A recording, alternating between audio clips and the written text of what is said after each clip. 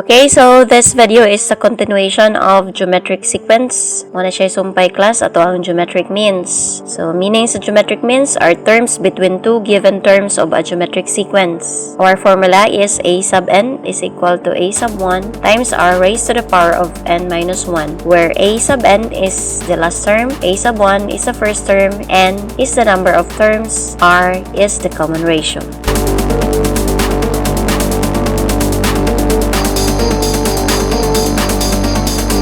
Find the geometric mean between 10 and 40. We have a sub 1 is equal to 10, a sub n is 40, and n is 3. To illustrate 10, blank, and 40. You are going to supply one geometric mean, so our ratio is unknown. Okay, to solve for the ratio, you are going to solve using the formula a sub n is equal to a sub 1 times r raised to the power of n minus 1. A sub n is 40 times 10 times r raised to the power of 3 minus 1. So we have 40 is equal to 10 r squared. Divide both sides with 10. And 40 divide 10. 40 divide 10 is 4 is equal to r squared. To omit the square, we're going to equate both sides with square root. R now is equal to the square root of 4 is 2. Then this 2 will be used to multiply the first term, which is 10. 10 times 2 is equal to 20. So our geometric mean is 20. Find the geometric mean between 7 and 28. So again, ako i-explain, pag geometric mean lang gani, meaning isa lang na siya ang i-insert na to. So in illustrating, we have 7, blank, and 28. Okay? A sub n is 28, or the last term. A sub 1 is 7. Our n is 3. Our r is known. Use the formula in getting and solving for r. We have a sub n is equal to a sub 1 times r raised to the power of n minus 1. A sub n is 28, a sub 1 is 7. 28, 7 equals r squared. Divide both sides with 7. 28 divided 7 is 4 and r squared. Okay? Then r is equal to 2. 7 times 2 is 14. The middle term or the mean is 14.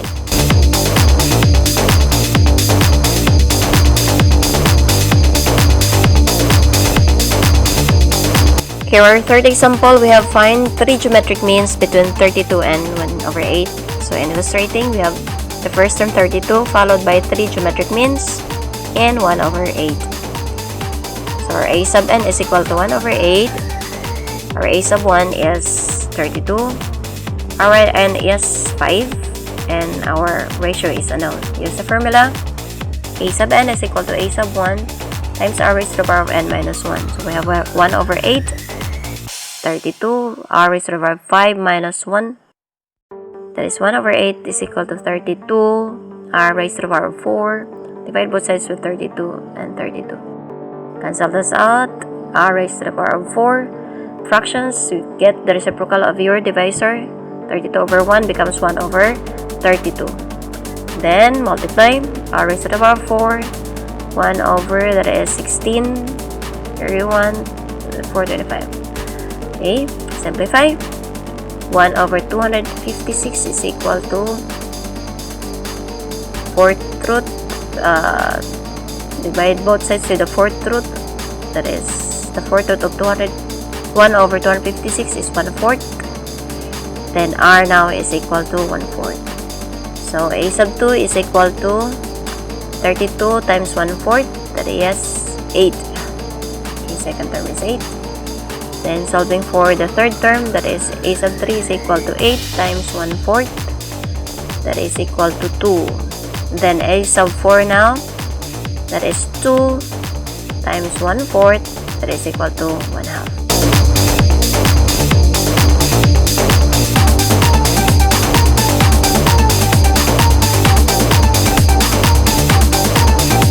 We have here our fourth problem. Insert 5 geometric means between -12 and 3 over 16. Illustrate -12 followed by the 5 means 2, 3, 4, 1, 2, 3, 4, 5, and that is -3 over 16. Our given is a sub n is equal to negative 3 over 16. A sub 1 is equal to negative 12. Our n is 1, 2, 3, 4, 5, 6, 7. 7. Our ratio is, use the formula a sub n is equal to a sub 1 times r raised to the power of n minus 1. Our a sub n is negative 3 over 16. That is equal to negative 12 r raised to the power of 7 minus 1. Okay, negative 3 over 16 is equal to negative 12 r raised to the power of 6. Okay, divide both sides with negative 12. Para ang mabilin sa pikas, r raised to 6 na lang. So we have, that is 1 r raised to the power of 6. Okay, dividing fractions, that is 3 over 16 times the reciprocal of the denominator.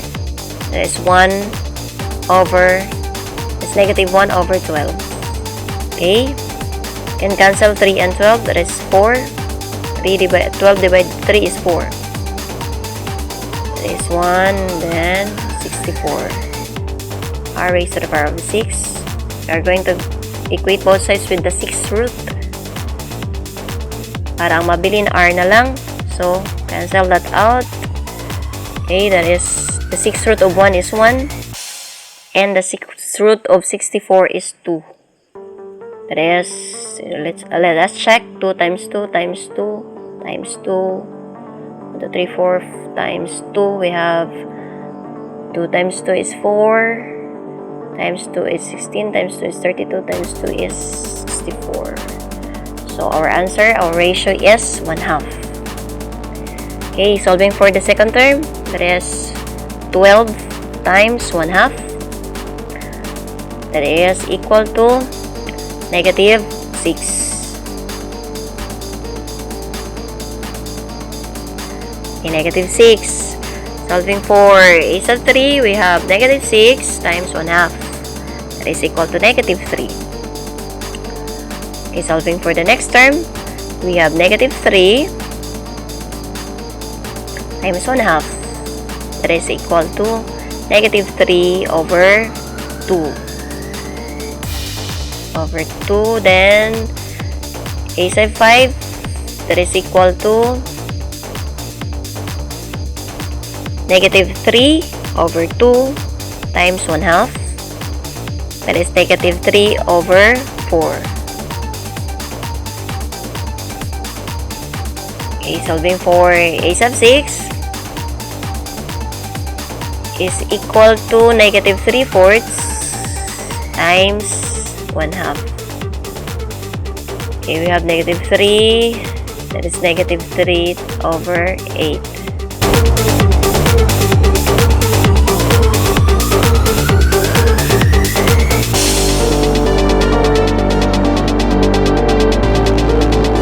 Okay, we have here different problem. Our last example, if the third term of the geometric sequence is 9 and the sixth term is 243, write the 6 terms of the sequence. Okay, let's illustrate. So we have 2 unknown terms, followed by our third term 9, then another 2 unknown terms, and then the last term, which is 243. In this case, we're going to use our a sub n, or the last term, still 243, and our first term will be 9.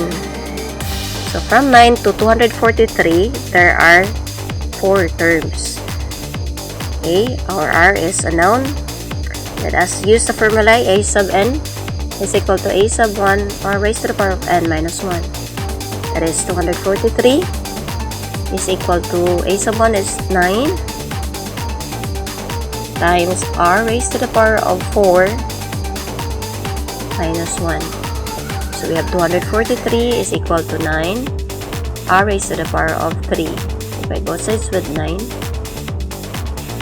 Okay, 9 divide 9 is 1, or r cubed. 243 divide 9 is 27. Get the cube root or simplify. Okay, the cube root of 27 is 3, and that is r. Okay, our common ratio is 3. Can solve. 9 times 3 is 27, times 3 is 81. Okay. Below, we're going to divide it by 3. 9 divided 3 is 3. Okay. 3 divided 3, again, that is 1. So our 6 terms now are 1, 3, 9, 27, 81, and 243. Okay, that's it.